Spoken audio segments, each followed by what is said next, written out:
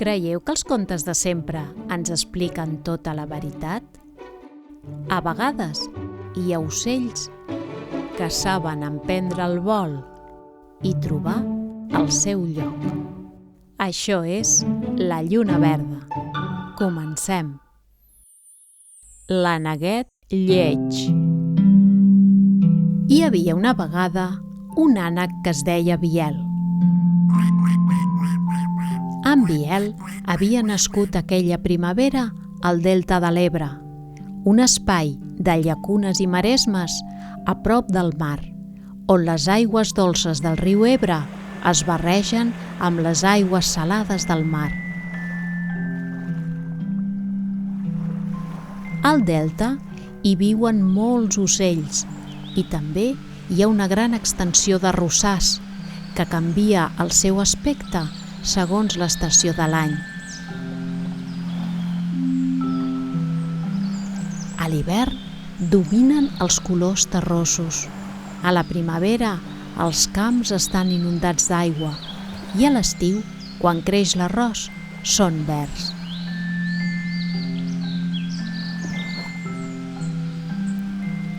En Biel i els seus 6 germans havien nascut aquella primavera en el niu que la mare els hi havia fet entre el canyís, amb tiges i fulles. La mare va covar els ous fins que un bon dia es van començar a obrir i van néixer 6 preciosos aneguets. La mare ànega estava tan contenta que no es va adonar que hi havia un ou que encara estava sencer. Al cap d'una estona, l'ou es va començar a trencar. D'ell va sortir un ànec més gran que els seus germans i amb les plomes d'un color diferent. Era el Biel.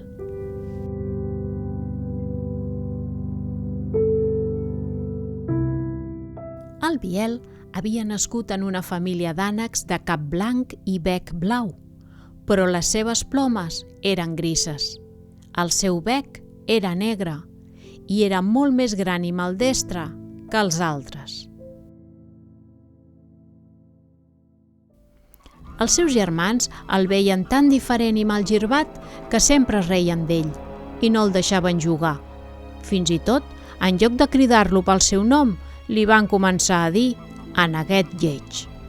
Cada dia en Biel estava més trist perquè sentia que no el volien. Un matí, mentre els seus germans dormien, en Biel va decidir marxar d'allà. Va fugir de la llacuna i va volar terra endins fins a arribar a una granja on va ser molt ben acollit. Els grangers, en veure un ànec tan gran, van fer-li un corral i cada dia li donaven molt bé de menjar. Quin ànec més preciós! És tan gran i gros! Hem de donar-li el millor menjar que tinguem! En Biel estava content perquè semblava que per fi havia trobat un lloc on l'estimaven i el cuidaven molt bé. El que no sabia era la veritable intenció d'aquells grangers. Una nit, mentre els grangers sopaven, el Biel va sentir aquesta conversa. Hem de fer engreixar una mica més aquest ànec. Quan estigui ben gras el matarem i el cuinarem al forn. Farem ànec a la taronja. Segur que estarà boníssim. El Biel no s'ho podia creure. Només el volien per menjar-se'l. Aquella mateixa nit va fugir d'allà volant.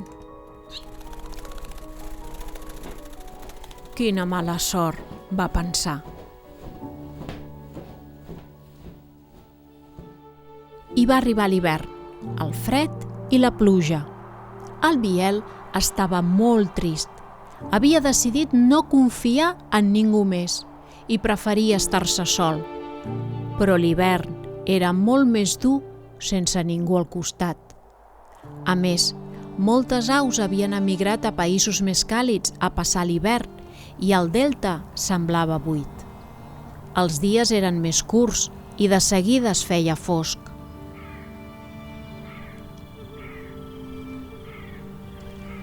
En Biel va passar fred i a vegades li costava trobar el menjar.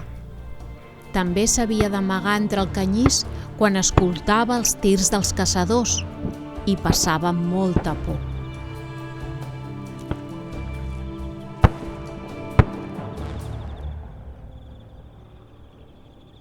Finalment va arribar la primavera i tot tipus d'aus van tornar a omplir el delta de colors i diversitat de cants. Mentre en Biel es banyava a la llacuna, va veure uns ocells que nadaven amb elegància, silenci i tranquil·litat.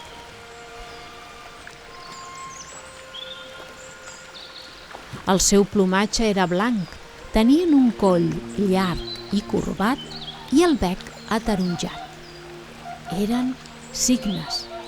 El Biel va quedar meravellat. Quan van passar pel seu costat, un dels cignes es va aturar i el va saludar. Hola!